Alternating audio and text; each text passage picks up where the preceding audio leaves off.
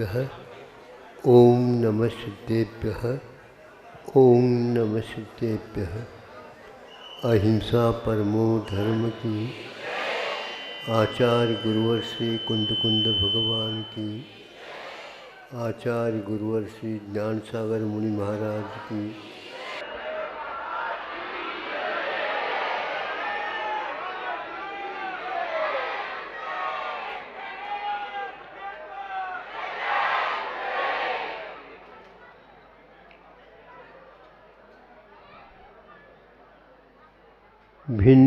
भिन्न जीवों के पास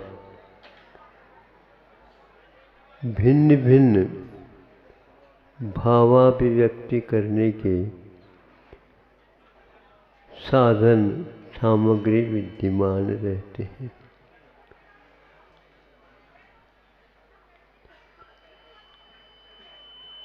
कभी कभी सोचने से ऐसा लगता है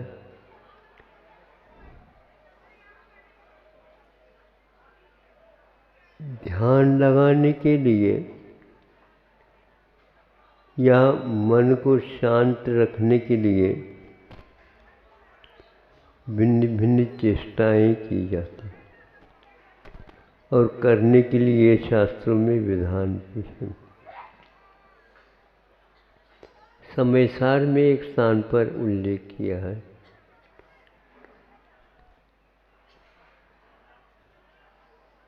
धारणा बनाओ। यदि धारणा बनाते हैं मन की एकाग्रता हासिल होती, और यदि धारणा बनाए बिना बैठे उसमें मन की साधना नहीं किंतु दुर्भावना आदि को उसमें शामिल हो जाए। मौन लेने से पूर्व में किसी ने कहा महाराज कुछ दिन के लिए मौन दे दो। अभी मौन की आप साधना मत करो क्योंकि वह अलग ऊंची चीज है। फिर क्या करें महाराज, मन तो टिकता नहीं। मन को टिकाने के दूसरे और साधन हैं, उसको हम आपके लिए दे देते हैं। तो ये कहा भीतर से वचन योग कब होता है अथवा हम बोलने की इच्छा कब करते, इसका अध्ययन करो। हम बोलते आप नहीं है, लेकिन बोले बिना रहते भी नहीं है।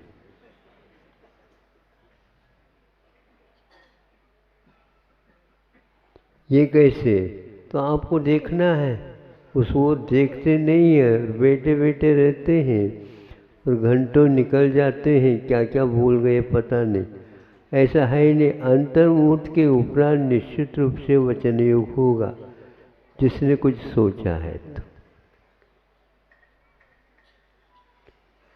सोचता है फिर इसके उपरांत एक कदम आगे बढ़ जाता है वचन योग में। फिर इसके उपरांत उसमें शांति उसको नहीं मिलती है तो काय की चेष्टा और कर लेता। कोई व्यक्ति सुनने वाला नहीं है तो उसको बुलाता है, अथवा शांत बैठा बैठा ही दूसरे कोई व्यक्ति आ गए पास, वो थोड़े से थके हुए थे, बैठना चाहते थे, तो उनको देखा तो अब ये हमारे लिए आए हैं। चालू हो गए बोलना आपका, और 10-15 मिनट हो गए, पूछ तो ले कम से कम आप कहाँ से आए।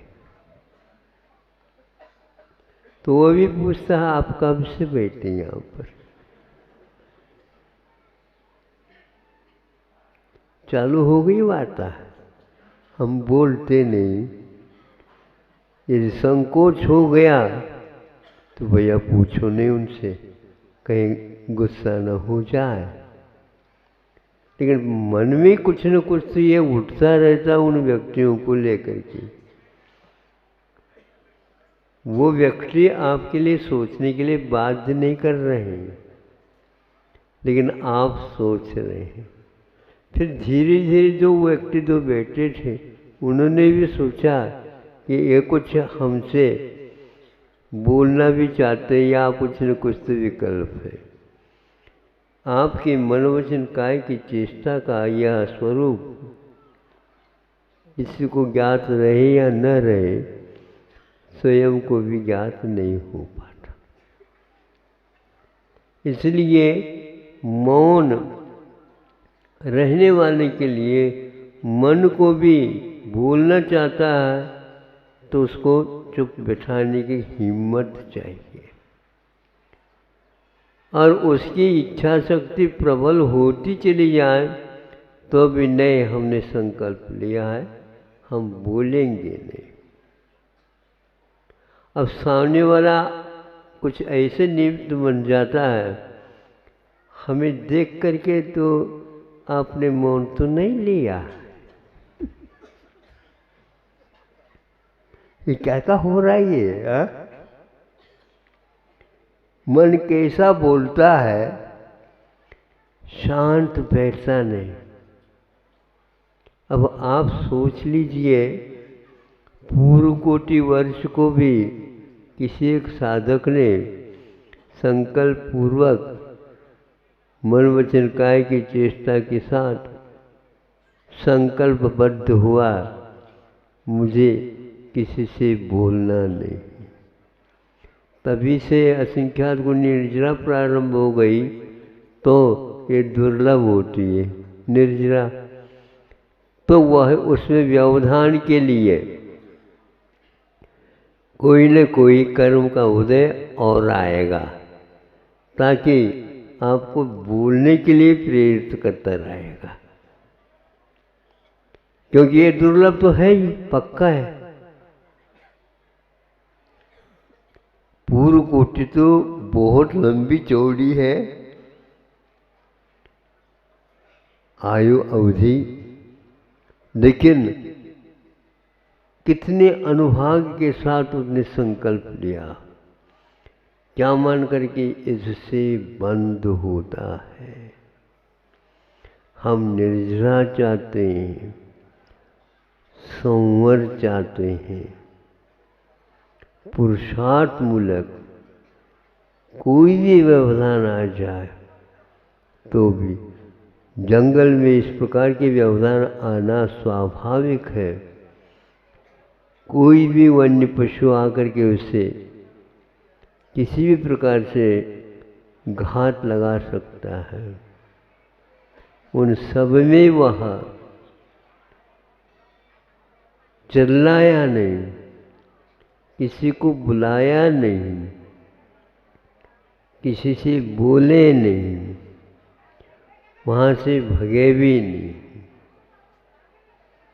ये उपेक्षा संयम का आधार लेता है। अंतर्मुहूर्त में इसमें निश्चित रूप से परिवर्तन होता है, लेकिन फिर भी संकल्प के अनुसार यदि सोचते हैं, उस संकल्प में कोई अंतर नहीं आया। कई लोग उतावली में मौन लेते हैं, फिर इसके उपरांत महाराज हमें प्रायश्चित दो। प्रायश्चित काय को भी है?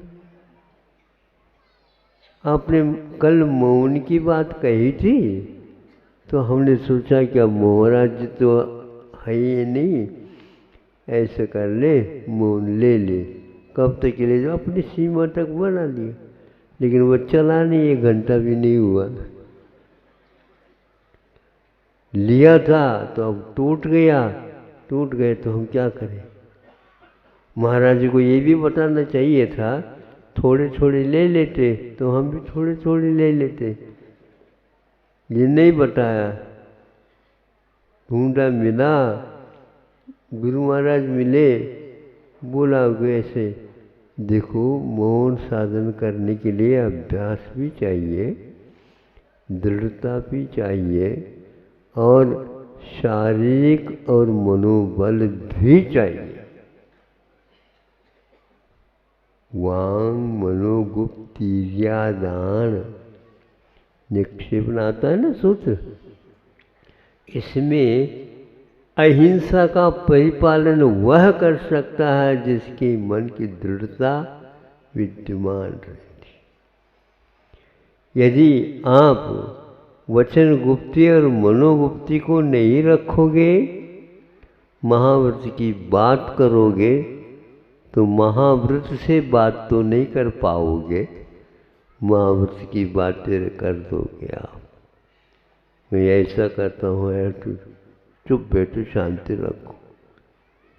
यदि मनोगुप्ति नहीं है, मन की स्थिरता नहीं है, तो आचार्य उमास्वामी महाराज कह रहे हैं हम लोगों को, वृत्तियों को, आप मन की अस्थिरता के साथ तो कब तक ये चलाओगे। दूसरा कोई भी सहयोग दे या न दे, आपने अपनी तरफ से इसका संकल्प लिया है तो उसे निर्वाह करें। परस्पोग्रो जीवानाम भी तो कहा तो है, इसमें कोई बाधा नहीं। पर के ऊपर उपकार करो, क्या कौन सा उपकार करो? ये उपकार करो पर के कारण आपने महाव्रत नहीं लिया है क्या नहीं? सही है बात। तो पर की अपेक्षा रखो क्यों? वो तो सब कर्म के ऊपर आधारित है। सहयोग मिलना नहीं मिलना, और देखो इतना हमने बड़ा पुरुषार्थ किया, इतना लंबा चौड़ा जीवन को संयत बनाया, कुछ ना आप लोग वो कर भी नहीं रहे हैं। सहयोग तो कुछ दे लेते, नियम तो ले लो थोड़ा सा, ताकि आपके कारण मेरा महाव्रत निभ जाए। अरे तुमने सोचा ही नहीं क्या होता। वो नहीं भी देता तो भी वह उसकी कोई अपेक्षा नहीं रखता।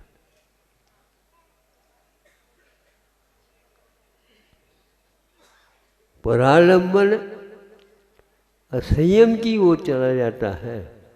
असंयम ही करे ऐसा नहीं, लेकिन संयम में थोड़े थोड़े धीरे धीरे ढिलाई के लिए कारण हो जाता। अंत में संलेखना के समय पर मौन लेने के लिए भी कहा जाता है, क्योंकि बोला ही नहीं जा रहा तो कम से कम मौन तो ले ले। भगवान का नाम तो ले नहीं सकते हम भैया उसमें तो भैया तो कह दिया, उसमें भी भ आ गया, अभी भगवान में भी आ गया। मुख से भगवान तो बोलो, अरे भैया कितने बोले, ये बात क्यों बोल रहा है?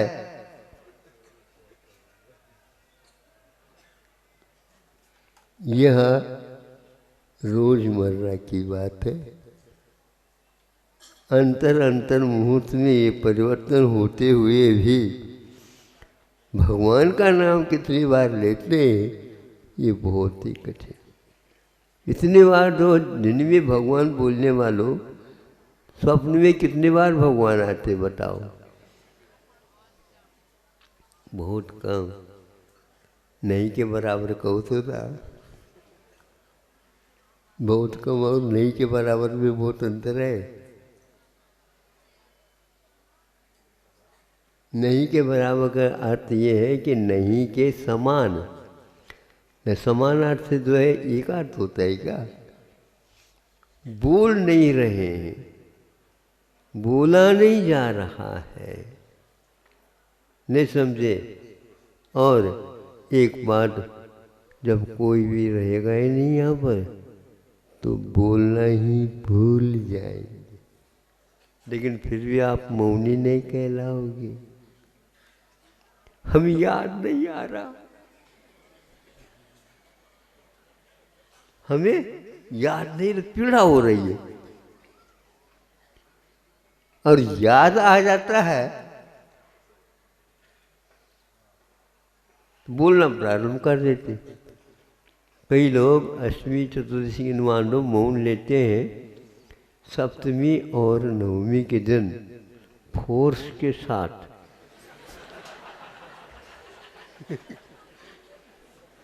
बोलते रहते।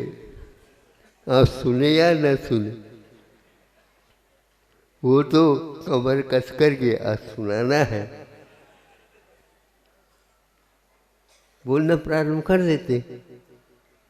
नहीं चाहते हुए भी, हम नहीं सुनना चाहते तो वो नहीं सुनते सामने वाला, हमें कहने दो। क्या होता है इससे? थोड़ा सा हल्का होता है। तनाव को दूर करने के लिए भी ये बताया जा रहा है, उससे कुछ न कुछ तो बुलवाओ, उसको बातों में लगा दो। और जब बातों में लग जाता है तो आपको कहता है वो बैठ जाओ यहाँ पर, आपने बातों में लगाया मुझे, कोई न बोलूँगा। ये सिर दर्द होने लग जाता है। कई लोगों को बोलने से सिर दर्द नहीं होता, नहीं बोलने से सिर दर्द होता है। बुरा न मानियो। इधर आ जाओ, हम सुना देते हैं आपको। हाँ, धर्म की बातें सुना करो। हो, ये धर्म की बातें अब करेगा, उससे रहा नहीं जा रहा, ये नहीं बता रहा। अब वहाँ यदि नहीं आता समय पर, वो भी सोचता, उनको बुला, अरे हमारा काम करना था, उन्होंने कह दिया था मैं आऊँगा, क्यों नहीं आ रहा? नहीं आता तो अब पकड़ कर ले आओ। ये स्थिति होती है, आज भी होती आ रही है। किसी के लिए यदि कोई बोलने वाला नहीं है तो चैन नहीं पड़ती। इसलिए घर में बाल बच्चे रहे तो बहुत अच्छा है, नाती पोते के साथ तो कम से कम बोल ही ले।